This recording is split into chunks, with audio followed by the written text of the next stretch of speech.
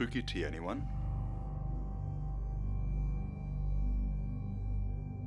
I was 13 when it happened. I was at our summer house with my dad, and we were doing some work around the property, like cutting back the weeds invading our little clearing. My dad had asked me to collect some wood in the forest, so he could start the fire inside. I said yes without any hesitation. It was autumn, and it was 6 p.m, but it was already getting dark out.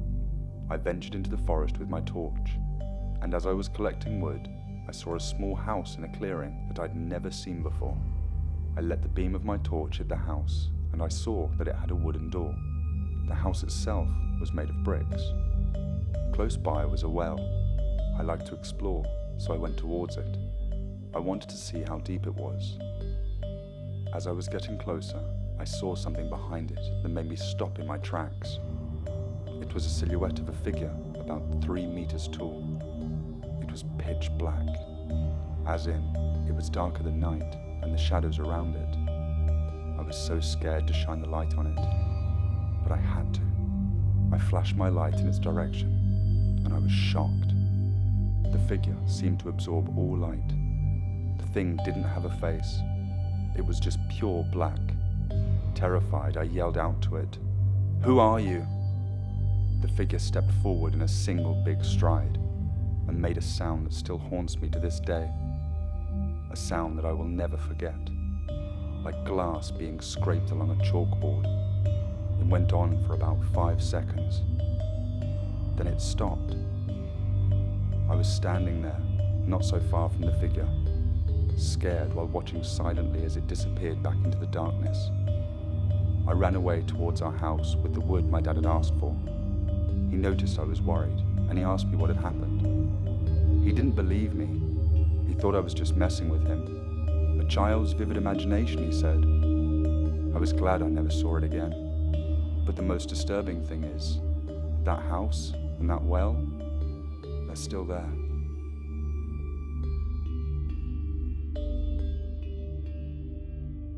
Last night I was walking home from school a little later than usual, as I had to stay behind and catch up on my studies for next week's exams.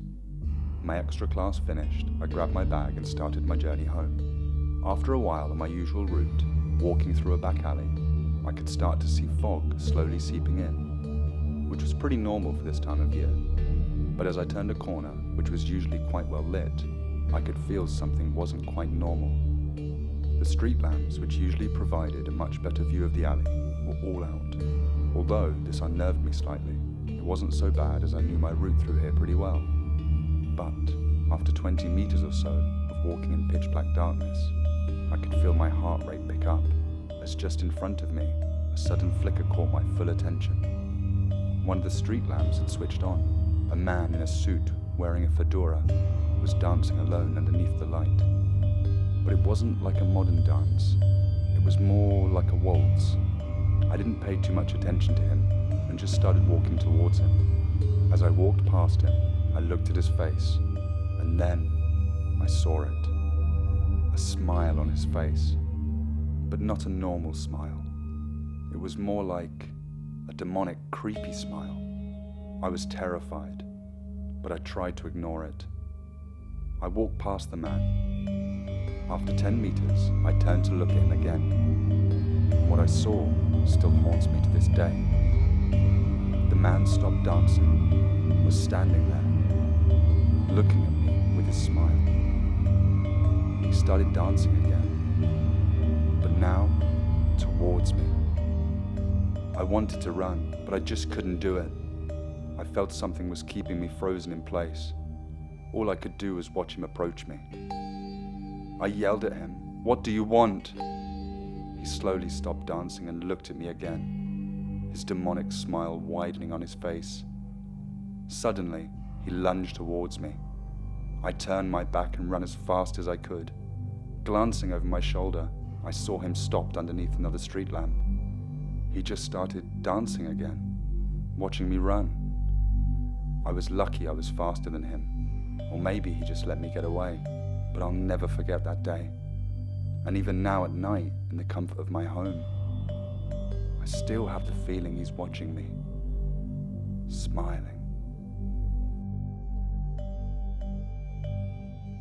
Now this is a story about my sleep paralysis.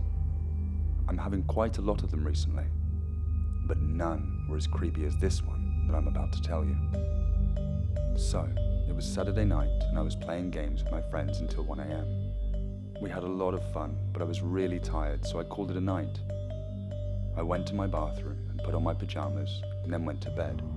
I turned on my nightlight because when I was little, I watched a lot of horror. It had a big effect on me, and now I only sleep with my door locked. Anyways, whilst laying in bed watching YouTube, I fell asleep with a video still playing. I had a great sleep, but then I woke up in the middle of the night, my eyes open wide. I wanted to rub my eyes with my hands, but I realized I couldn't move them. I thought to myself, oh God, it's another one of these moments. Let's just get it over with. My torso jerked upwards into a sitting position. That's not how this normally works. I saw my door slowly opening. Something came in, on all fours. It circled around my bed until it stopped in front of me. Then, in a terrifying moment, the creature jumped onto my bed. I still remember exactly how it looked. The creature had 2 strong hands like that of a human. It had a long beard and 2 big horns.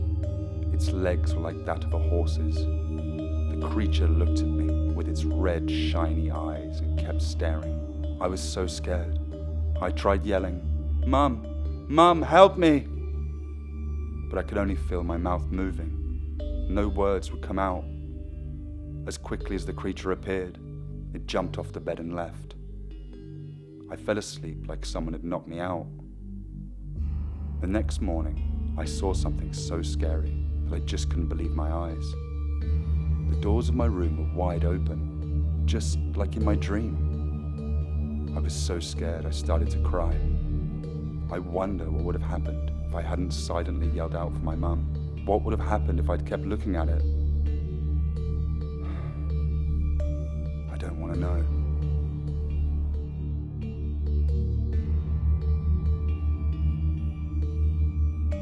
There's this house in a village. The whole country knows the story, but nobody wants to go near it. They all say it's haunted. The story goes that once there was a girl, a very happy one. She was living in a big house which had a well. One day she was playing near it when she slipped, fell in and drowned. Some people say that they can hear her screams coming from the well to this day. They say those screams are the screams she left when she fell. We always go past that house when we go to the capital. One day, me and my friends wanted to explore the house. It was a summer day around 3 p.m. and it was very hot outside. We were riding our bikes for 2 hours until we came to the house. We parked our bikes near the road and went inside. The house was very old, so old that all of the windows and door frames had rotten away. It was a 2-story building. We entered the house and there were lots of graffiti and writings on the first floor. Nothing special. But the second floor was very disturbing. On the walls, someone had written the words, "There is no God," with a pentagram drawn near it. At the time, we were laughing, as we thought it was fake.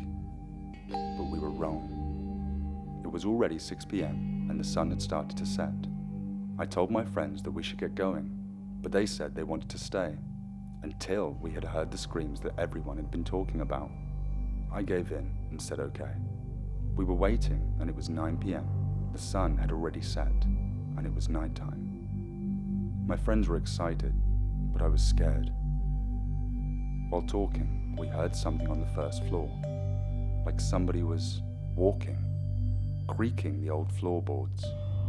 We went silent and listened to the footsteps as they were leading outside. From the second floor, we could see the well clearly, and there was this person. It was a girl in a white dress, dripping from head to toe. My friend said, "That's her. That's the girl everybody spoke about."